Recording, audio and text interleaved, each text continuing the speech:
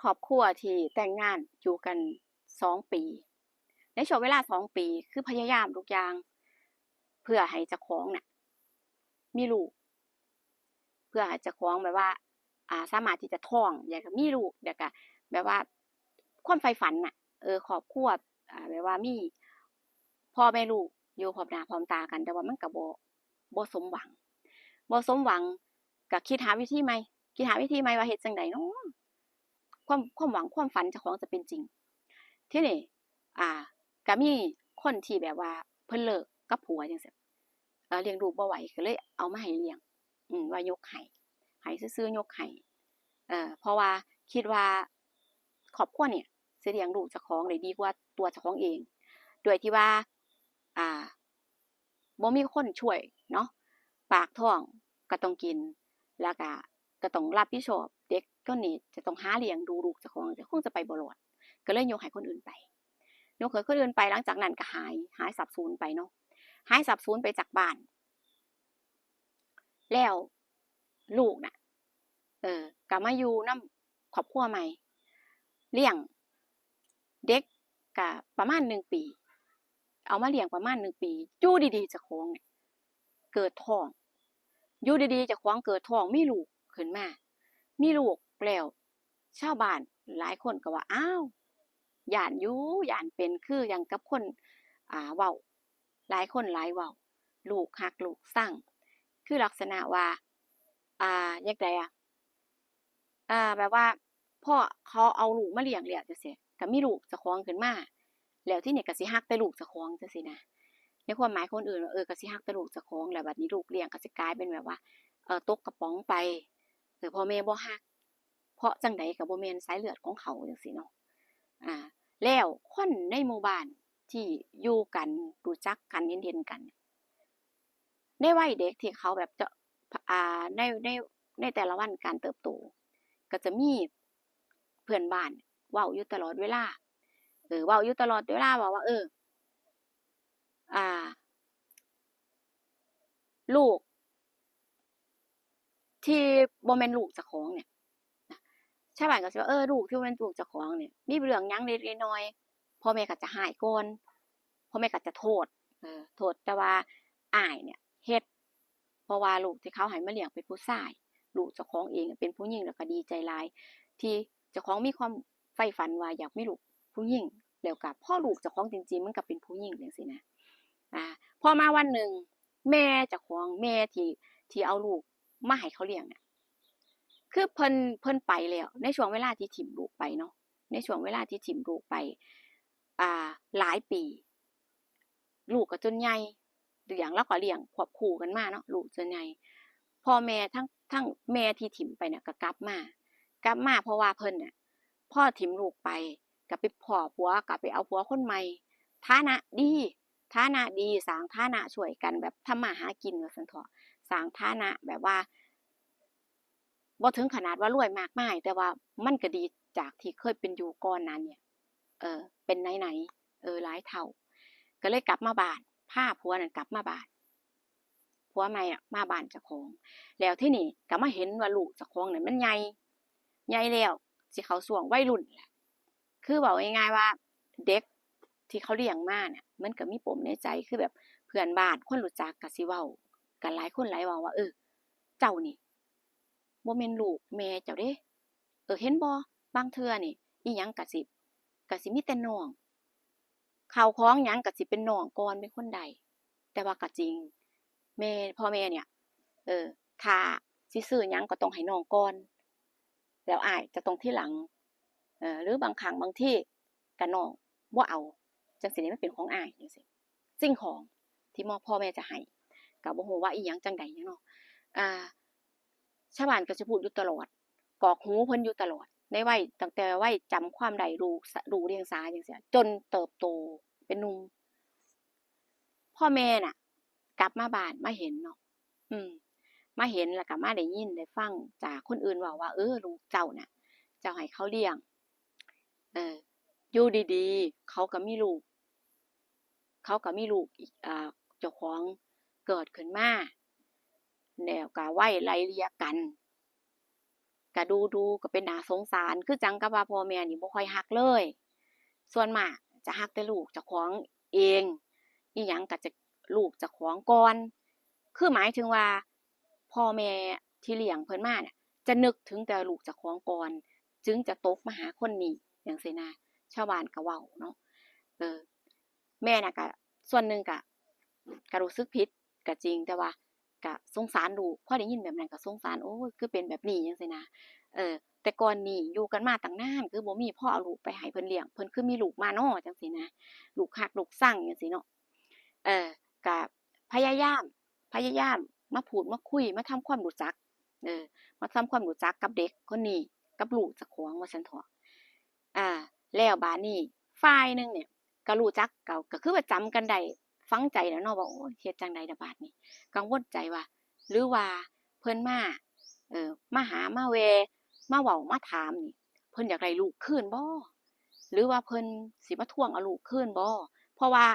ในการเอาลูกมาให้เขาเลี้ยงคือยกให้กันไปเลยแบบปากเป่าขุดกันจังซี่เนาะเอ่อครอบครัวที่เลี้ยงมานี่ก็กังวลใจในระดับที่ว่าย้านเขามาเอาลูกคืนจังซี่นะเพราะว่าตอนเนี้ยครอบครัวเขาฐานะอ่าก็ดีฐานะดีขึ้นดีกว่าพ่อแม่ที่เลี้ยงมาเสียอีกจังซี่เนาะแล้วอยู่กับผัวใหม่เนี่ยเพิ่นก็บ่มีลูกอืมเพิ่นก็บ่มีลูกบอกง่ายๆว่าก็มีลูกคนเดียวเท่าที่ให้ก็ให้เขาเลี้ยงไปนั่นแหละเอาผัวใหม่ก็บ่มีลูกจังซี่นะเออทางฝ่ายนั้นน่ะก็มาบ่อยมาคุยบ่อยมาทำความรู้จักอ่าพยายามสนิทสนมกับลูกเจ้าของว่าซั่นเถาะพ่อเว้าหลายคนหลายเว้าบัดหลายคนหลายเว้าชาวบ้านก็ว่านั่นแหล้วแม่เจ้านั่นล่ะแม่เจ้าแม่ผู้ให้กำเนิดแม่ผู้อุ้มท้องจะมาแล้วนั่นเออก็คิดเอาว่าอยู่กับแม่เจ้าของมันสิมีความอบอุ่นกับอยู่กับคนอื่นส่ำใดจังซี้นะบางคนก็ยุบางคนก็ยุบางคนก็เว้าแล้วอีกอย่างหนึ่งคือพี่น้องนี่คือแบบน้องสาวกับพี่ชายนี่บ่ถูกกันคือเด็กบางคนว่าอ่าคือแบบว่าคนที่ถูกเอาใจหลายจังซี้เพิ่นก็สิมีแบบว่ามีสิทธิแบบว่าเว้าบ่จั่งใดบ่เกรงใจกันจังซี้บ่เกรงใจแล้วบ่แคร์ความรู้สึกอ้ายจังซี้เนาะเพิ่นจะเป็นนิสัยจังซี่ฝ่ายน้องมันก็เลยบ่ถูกกันจังซี้นะบ่ถือกันบางครั้งบางทีน้องคิดจักด่าก็ด่าคิดจักร้ายก็ร้ายให้โตวของอ้ายจั่งซี้เพราะว่าหนึ่งบางครั้งก็เว้าตอกย้ำว่าเจ้าของน่ะบ่แม่นลูกพ่อแม่เดียวกันจังซี้นะสิไปไสก็ไปคือหมายถึงว่าลักษณะคือจังกับไล่หนีจังซี้ไล่อ้ายหนีเพราะว่าเพิ่นซังก็คือฮู้ชัดเจนว่าอ้ายก็จริงแต่ว่าบ่แม่นสายเลือดเจ้าของจังซี้เพิ่นก็เลยกลายเป็นซังกลายเป็นบ่ชอบในตัวอ้ายไปจังซี้นะแล้วฝ่ายแม่น่ะ พ่อฮู้แบบนี้แล้วก็คือแบบสงสารลูกก็เลยแบบว่าใจลึกๆก็คือสิมาเอาลูกเจ้าของคืนก็แม่นนั่นล่ะอืมก็พยายามมาทำความรู้จักมาพูดมาคุยแล้วก็บอกความจริงลูกชายไปว่านี่แม่เนี่ยก็เป็นแม่ของลูกแล้วก็บอกเหตุผลไปเนาะว่าเป็นหยังคือได้ยกลูกเนี่ยคนอื่นไปเหตุผลแบบนี้แต่คือความเป็นจริงแม่ก็รักลูกนั่นแหละนู่นนี่นั่นก็เว้าไปเนาะเออคือด้วยความที่แบบว่า ลูกน่ะลูกน่ะคือแบบโหยหาอยากสิเจอแม่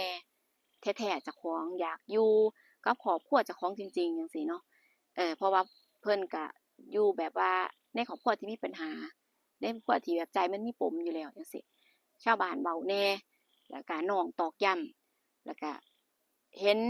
อ่าท่าทีของพ่อแม่ว่าเป็นหยังคือให้ความสำคัญแต่ลูกเพิ่นสายเลือดเพิ่นแต่ว่าพอโตเจ้าของจังซี้บ่แม่นลูกเพิ่นจังซี้เพิ่นให้ความสำคัญน้อยคือมันมีปมในใจอยู่แล้วเนาะเออลูกลูกชายน่ะก็ตัดสินใจไปอยู่ไปหนีไปอยู่นำแม่เจ้าของจริงๆหนีไปอยู่นำแม่เจ้าของเก็บเอาเสื้อผ้าไปอยู่นำแม่นำพ่อซึ่งบ่ได้บอกก็บ่บอกครอบครัวเดะบ่บอกครอบครัวว่าลูกจะไปอยู่ไสจังซี้ก็บ่บอกเนาะ ทีนี้พ่อบ่เห็นลูกอยู่บ้านก็ตามไปบ้านแม่แท้ๆเขาน่ะก็ไปเห็นลูกอยู่นำเขาไปเห็นอยู่นำแม่แท้ๆเนาะ ทางฝ่ายนี้ก็บ่พอใจก็ทะเลาะกันอย่างรุนแรงว่าอ่าบ่รักษาคบ่รักษาคำพูดบ่รักษาสัจจะที่ให้ไว้แล้วก็บอกว่าก่อนหน้านี้ไปบ่รอดบ่มีปัญญาเลี้ยงลูกมายกให้บอกว่าสิบ่มาวุ่นวายบอกว่าสิบ่มาเอาลูกกลับไปคือยกให้สิบ่มายุ่งเออแต่ว่าพ่อเจ้าของพ่อเจ้าของเอาตัวรอดพ่อเจ้าของมีฐานะพ่อเจ้าของมีครอบครัวใหม่ที่แบบว่าที่ที่อยู่รอดแล้วเป็นหยังขึ้นมาตามเอาลูกเจ้าของคืนจังซี่นะทางครอบทางครอบครัวเนี่ยก็มาต่อว่าแล้วที่นี่เนาะอ่าทางแม่ที่ให้ให้ลูกเขามาน่ะก็บอกว่าฝ่ายเนี่ยผิดสัญญาโดยการที่บ่ได้เลี้ยงดูลูกชายเจ้าของเป็นอย่างดีบ่ได้รักเท่าที่ควรเอ่อบ่ได้รักเท่าที่ควรรักก็รักแต่ลูกเจ้าของถ้ารักลูกข้อยจริงๆข้อยเอาให้เลี้ยงเป็นหยังลูกคือหนีมาอยู่นำข้อยอันนี้คือการตัดสินใจของลูกเดะลูกมาอยู่นำข้อยข้อยบ่ได้ไปลากไปบังคับหรือไปอ่าบังคับจิตใจให้มาคือเขาตัดสินใจมาเองทางฝ่ายแม่แท้ๆก็เว้าจังซี่นะแล้วฝ่ายเนี่ยก็ว่าจังได๋ก็บ่ได้จังได๋ก็สิเอาลูกกลับไปแต่ว่าลูกชายน่ะว่าลูกบ่กลับลูกชายตัดสินใจว่าลูกบ่กลับลูกจะอยู่กับแม่แม่นแม่จะเคยถิ่มเคยให้ยกให้คนอื่นไปก็สร้างแต่ลูกสิอยู่กับแม่ลูกสิบ่กลับลูกจะบ่กลับไปเด็ดขาดลูกชายก็เว้าแบบนี้เนาะพ่อแม่ที่เลี้ยงเลาก็ให้เนาะเลาก็เสียใจให้ว่าลูกคือเฮ็ดจังซี่ได้จังซี่นะในความเป็นจริงเลาก็รักนั่นแหละแต่ความที่ว่าพ่อแม่น่ะอันหนึ่งคือว่าเพิ่นใหญ่แล้วเพิ่นเป็นผู้ใหญ่เพิ่นเป็นผู้พี่จังซี้อ่าพ่อพ่อน้องน่ะมีอิหยังก็สิปลอบใจน้องหลายแหน่ก็สิเห็นอกเห็นใจมันก็ถ้าถามว่ามันถูกต้องบ่มันก็สิมีการแบบว่าเอ่อเอียงเองไปบ้างเป็นเรื่องธรรมดาเนาะในครอบครัวจังซี่นะแล้วมันก็เลยเกิดเฮ็ดให้ลูกเสียใจก็ซึ่งพ่อแม่ที่เลี้ยงก็บ่คิดว่ามันจะเป็นแบบนี้จังซี่นะแล้วก็ให้เสียใจลูกก็บ่ยอมกลับมาพยายามสิไปเอาลูกมาลูกก็บ่กลับ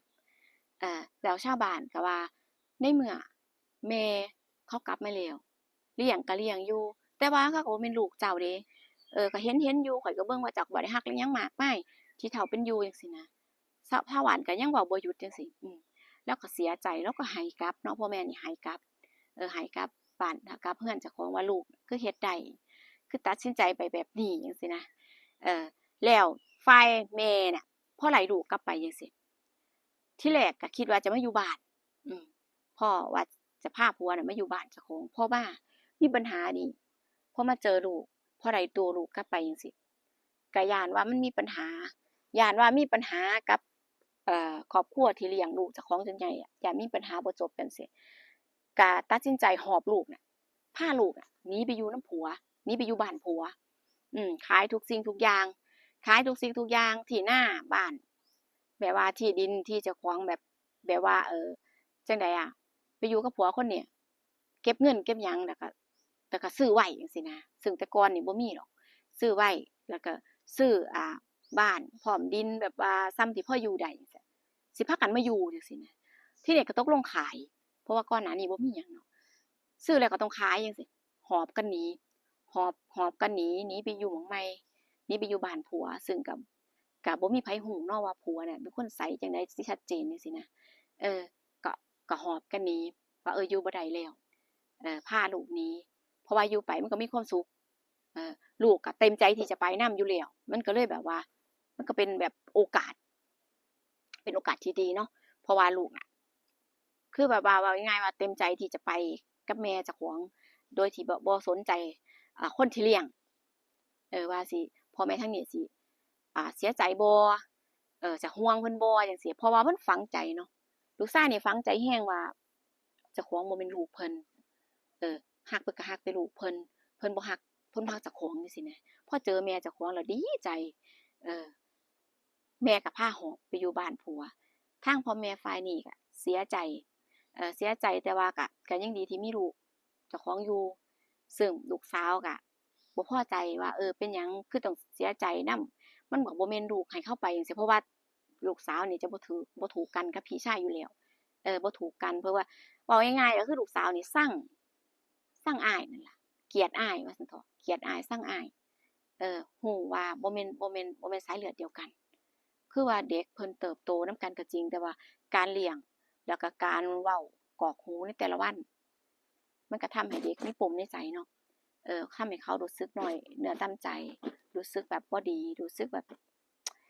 คือจังว่ามันขาดอิหยังไปสักอย่างจังซี้นะอืมบางคนก็ว่าลูกที่เลี้ยงมาจนใหญ่เนี่ยเป็นหยังคือบ่ห่วงคือบ่สงสารพ่อแม่ที่เลี้ยงมาแหน่ถึงบ่แม่นพ่อแม่แท้ๆเนาะเออคือเขาโหยหาเดะเขาโหยหาครอบครัวที่แท้จริงของเขาอะพอเขาเจอแล้วเขาก็อยากไปอยู่อยากคือเขาลืมไปแล้วอะคือเขาลืมไปแล้วครอบครัวที่ว่าเคยเลี้ยงเคยดูแลเคยอิหยังเขามาเขาลืมแล้วเขาจะโหยหาแต่สิ่งที่เขาต้องการเขาต้องการเขาอยากจะอยู่จุดนั้นน่ะเขาเลยตัดสินใจไปถ้าถามว่าเด็กผิดบ่เออมันก็บอกบ่ถูกเนาะทุกคนนะหลายๆคนฟังคลิปนี้แล้วก็มีความคิดเห็นจั่งใดก็คอมเมนต์มาพูดคุยกันได้นะคะขอบคุณทุกการรับชมขอบคุณอ่าทุกคอมเมนต์นะคะจาก FC ใหม่ FC เก่านะคะเจอกันคลิปหน้าค่ะดูว่าพูดจะมีเรื่องราวหยังมาเล่าสู่ฟังอีกนะคะขอบคุณกำลังใจที่มีให้กันเสมอนะคะสวัสดีค่ะ